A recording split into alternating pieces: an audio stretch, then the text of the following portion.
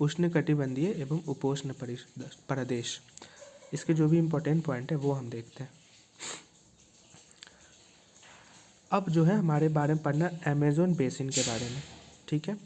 अब अमेज़न नदी बहती कहाँ है? तो अमेज़न नदी ये जो हमारा ये हमारा पृथ्वी है, ठीक है। और ये है यहाँ पे 0 डिग्री भूमध्य रेखा या विषुवतीय रेखा या इक्वाडोर जो इक्वेटर, ठीक है। तो यहाँ पे जो 10 डिग्री बनेगा और यहाँ पे 10 डिग्री, ठीक है। तो 10 डिग्री से 10 डिग्री क्या होता है? भूमध्य सागरीय प्रदेश है और इसी से होकर अमेज़न नदी बहती है। तो पहला प्रश्न पूछेगा कि अमेज़न नदी किस प्रदेश से होकर बहती है? तो भूमध्य सागरीय प्रदेश से होकर बहती है, ठीक है। और ये कहाँ से निकलती है? तो पश्चिम में पर्वतों से निकलकर पूर्व में अंध महासागर में जाके मिल जाती है। और भी इसके बारे में जो अमेज़न नदी है इसके बारे में और डिटेल जब हम लोग विश्व का नदियाँ पढ़ेंगे उसमें डिटेल से पढ़ेंगे, कहाँ से निकलती है, कौन से पहाड़ से निकलती है, दक्षिण अमेरिका में कहाँ कहाँ कौन कौन देश से गुजरती है, वो सब हम लोग पढ़ेंगे डिटेल में। जैसे यहाँ पे दिया भी होगा कि यह नदी बेसिन ब्राज़ील में, पेरू में, बोलीविया में, इक्वाडोर में, कोलंबिया में तथा वेनेजुएला से गुजरती है। तो ये सारे नाम बहुत इंपॉर्टेंट है, सीधे एग्जाम में पूछेगा कि बताइए अमेज़न नदी से कौन कौन से देश के माध्यम से गुजरती है। तो ये 6-7 देश का नाम आप याद रख लीजिएगा। ऐसे हम इसे डिटेल में विश्व की नदियों में पढ़ेंगे, ठीक है। अब देखो वर्षावन दिया हुआ है ना, वर्षावन। तो वर्षावन क्या होगा? जहाँ पे अत्यधिक वर्षा होगी। और वर्षा अत्यधिक कहाँ होगी? जहाँ पे तापमान अधिक होगा, ठीक है, जहाँ पे सूरज की रोशनियाँ ज़्यादा पड़ेगी ना।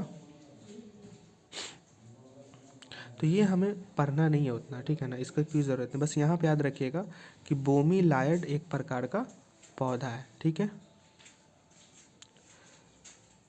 जो अपनी पत्तियों में जल को संचित रखता है। तो एग्जाम में पूछेगा कि वो कौन सा पौधा है जो अपनी पत्तियों में जल को संचित रखता है? तो ब्रोमीलायड। और ये पूछेगा कि मेढक कौन से पौधे को जल के पॉकेट का उपयोग अंडा देने के लिए करते हैं? तो ब्रोमीलायड। तो ये बहुत इंपॉर्टेंट है, ये सब कहीं नहीं मिलता है, सब एनसीईआरटी में मिलता है। तो ये 2 क्वेश्चन यहाँ से बनेगा, आप इसे याद रखिएगा।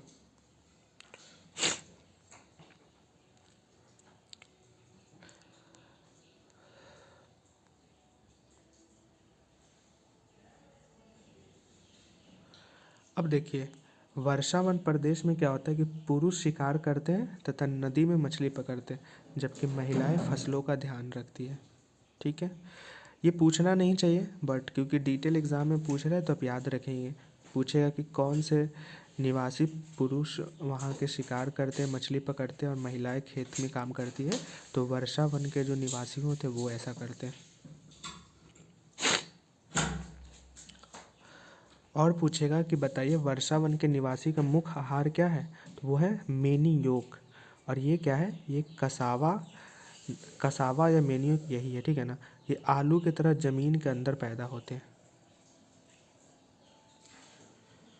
अब मैं इसको दिखा देता हूँ फोटो कसावा का। इसे हम लोग देहाती भाषा में कहते हैं ना अलुआ, अलुआ कहते हैं ना। तो ये वही अलुआ है जो वर्षावन के निवासी खाते, इसे ही ऐसे भाषा में कसावा कहते हैं या फिर मेनियोक्टस कहते हैं, ठीक है। तो ये आप याद रखिएगा। अब यहाँ याद रखिए कि मलोका किसे कहते हैं? तो मलोका एक घर की तरह ही एक जगह है जहाँ पे वर्षावन के निवासी रहते हैं, ठीक है। अब देखिए कर्तन एवं दहन पद्धति। तो कर्तन एवं दहन पद्धति, तो कर्तन से याद रखिएगा काटना, और दहन से मतलब रखिएगा आग लगा देना। आग लगाते हैं ना, दाह संस्कार करते हैं ना, तो दहन से लेकर आग लगाना। यानी हम किसी, मान लेते हैं हम लोग ये एक ज़मीन है ना, और यहाँ पे हमने पेड़ उगाया, ठीक है, धान का पेड़ उगाया। तो कर्तन दहन पद्धति में क्या हुआ कि सारे धान को काट लेंगे, ठीक है, हम इसे काट लेते हैं, काट लिए और काटने के बाद यहाँ पे आग लगा देते हैं। आग लगा देंगे तो आग लगा देंगे तो इस ज़मीन में क्या होगा? जितने भी जो छोटे छोटे काटने के बाद धान के पेड़ में बच जाते हैं वो जल जाएंगे, ठीक है। तो इससे क्या होगा, जब ये जल जाएंगे तो ये भूमि पूरा साफ हो जाएगी। तो यही कहते हैं कर्तन एवं दही, मतलब काट देते हैं फिर उसका दहन कर देते हैं, मतलब जला देते। इतना ही याद रखना है बस।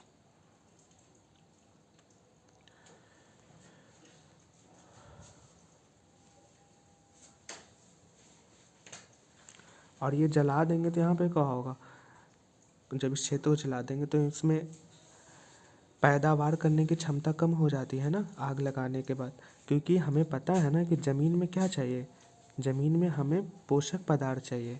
इसलिए हम लोग कभी खाद डालते हैं कीटनाशक के रूप में, कभी उसमें गोबर डालते हैं, कभी घर का राख डालते हैं। क्यों? क्योंकि इसकी उर्वरकता रहे। लेकिन हम इसे आग लगा देंगे तो इसकी उर्वरकता चली जाएगी। तो कृषि एवं दहन पद्धति, कर्तन एवं दहन पद्धति इतना ही है। अब हमारा है गंगा ब्रह्मपुत्र बेसिन में जीवन। तो ये अब देखो, गंगा और ब्रह्मपुत्र क्षेत्र जहाँ से निकल रही है तो उन क्षेत्रों को गंगा एवं ब्रह्मपुत्र बेसिन क्षेत्र कहते हैं। एग्जाम में पूछेगा कि यह बेसिन उपोष्ण में 10 डिग्री उत्तर से 30 डिग्री उत्तर अक्षांश के बीच स्थित है। ठीक है। दूसरा, इस क्षेत्र में घाघरा नदी, सोन नदी, चंबल नदी, कोसी नदी पाई जाती है जो गंगा की सहायक है। और ब्रह्मपुत्रा की सहायक कौन कौन है? चेनाब नदी, सतलज नदी। तो ये सारे के सारे कहाँ पाए जाएंगे? इधर ही पाए जाएंगे। और भी इसके जो डिटेल है वो हम पढ़ेंगे आगे। अभी जो एनसीईआरटी में है, जो आपको ऐसे अलग नहीं मिलता, वो हम इसमें देखते जाते हैं। इसी बेसिन क्षेत्र में क्या पाए जाते हैं? मैदानी क्षेत्र में चाप झील पाई जाती है। तो पूछेगा कि चाप झील कौन नदी बेसिन क्षेत्र में पाई जाती है? तो गंगा ब्रह्मपुत्रा बेसिन क्षेत्र में पाई जाती है। इसकी जलवायु कैसी है? तो मानसूनी। मानसूनी में क्या होता है? जब मानसूनी होता है तो वर्षा वगैरह होती है ना। कब होती है? जून से लेकर मध्य सितंबर के बीच। तो पहला क्वेश्चन पूछेगा कि चाप झील कहाँ पाई जाती है? तो गंगा ब्रह्मपुत्रा बेसिन क्षेत्र में। ठीक है। और गंगा ब्रह्मपुत्रा बेसिन क्षेत्र की जलवायु कैसी है? तो मानसूनी है।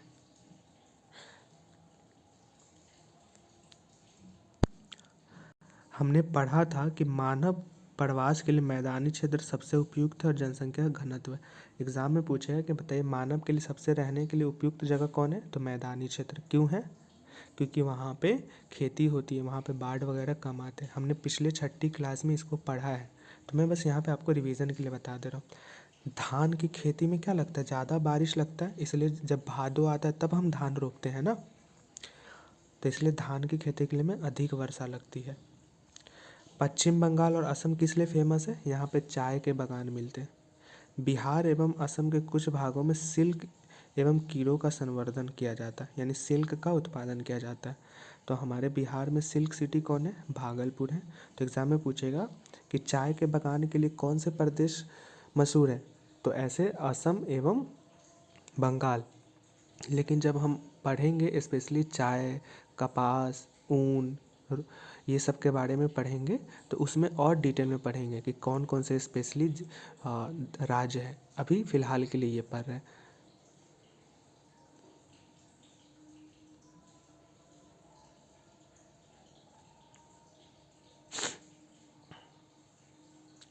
यहाँ पे एक और चीज़ याद रखिए कि ब्रह्मपुत्रा के मैदानी क्षेत्र में घने बांस के घने झुरमुट पाए जाते हैं। तो एग्जाम में पूछेंगे घने बांस के घने झुरमुट कौन से बेसिन क्षेत्र में पाए जाते हैं? तो ब्रह्मपुत्रा के मैदानी क्षेत्र में पाए जाते हैं।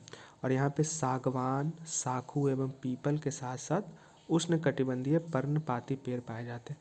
पर्णपाती उष्णकटिबंधीय कौन कौन से पेड़ है? तो हमने पढ़ा था 6ठी क्लास में। ठीक है ना। मैं यहाँ पे इसलिए उसे नहीं रिपीट कर रहा हूँ कि अगर मैं अभी बोल दूंगा तो फिर आप क्या करोगे? रिवीजन नहीं कर पाओगे।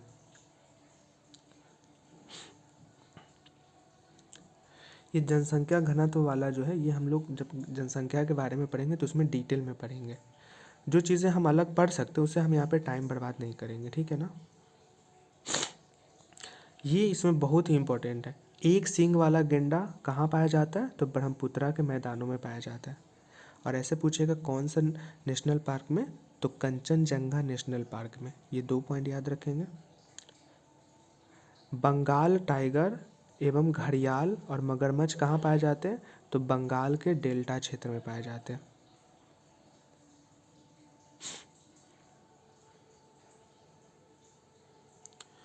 और उसके अलावा रेहू, कतला एवं हिल्सा मछलियाँ कहाँ पाई जाती है? तो ये बंगाल की खाड़ी में पाई जाती है। अब यहाँ पे एक और याद रखिएगा, वेदिका कृषि। वेदिका कृषि फोटो देखिए, इसका निर्माण खड़ी ढलानों पर समतल सतह से बनाकर कृषि करने के लिए होता है। ढलान को इसलिए हटाया जाता है कि जल का प्रवाह तीव्रता से ना हो। आप देख रहे हैं ये फोटो,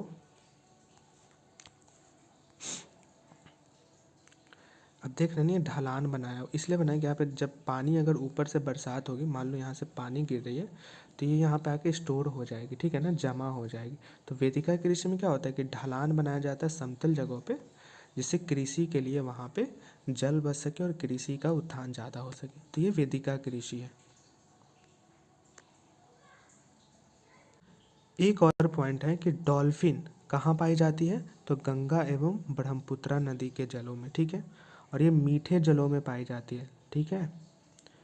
स्थानीय भाषा में इसे सूसू कहा जाता है, ठीक है, किसको? डॉल्फिन को। एक और पॉइंट, सूसू की उपस्थिति से जल की शुद्धता का पता चलता है। एग्जाम में पूछेगा कि कौन सी मछली या कौन सा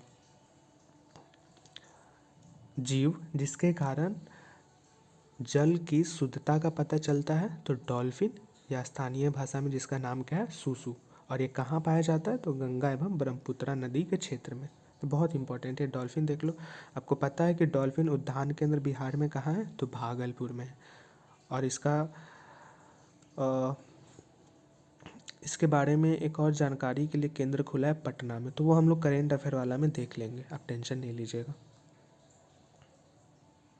एक और याद रखिएगा कि बिहार में घड़ियाल का प्रजनन केंद्र कहाँ है? तो सोन नदी के तट पे। सोन नदी सोनपुर में बन रहा है, ठीक है। ये 2 पॉइंट भी याद रखिएगा। ये याद रखिएगा, यमुना नदी के तट पर कौन कौन से है प्रमुख स्थल? ताजमहल, ठीक है। और इलाहाबाद कहाँ है? तो गंगा एवं यमुना नदी के संगम पर। इमामबाड़ा कहाँ है? लखनऊ में है। काजीरंगा एवं मानस नेशनल पार्क कहाँ है? असम में है। ये आप याद रखिएगा। अब जो ये इम्पोर्टेंट प्रश्न है, ये आप अपने से बनाइएगा, इसमें आंसर क्या दिया हुआ है इस पर आप मत जाइएगा, ठीक है ना। बहुत ही इम्पोर्टेंट प्रश्न है। हमने जो घास स्थल देखा था ना, तो उस घास स्थल के बारे में और डिटेल से देखते हैं। हमने उधर पढ़ लिया था कि कौन सा घास स्थल कहाँ